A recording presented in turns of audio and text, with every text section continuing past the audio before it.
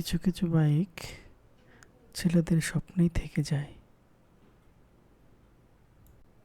একটা বাইক একটা ছেলের জীবনের ইমোশন, একটা বাইক একটা ছেলেদের স্বপ্ন, একটা বাইক একটা ছেলের জীবনে পথ চলার সবচেয়ে বড় সঙ্গী।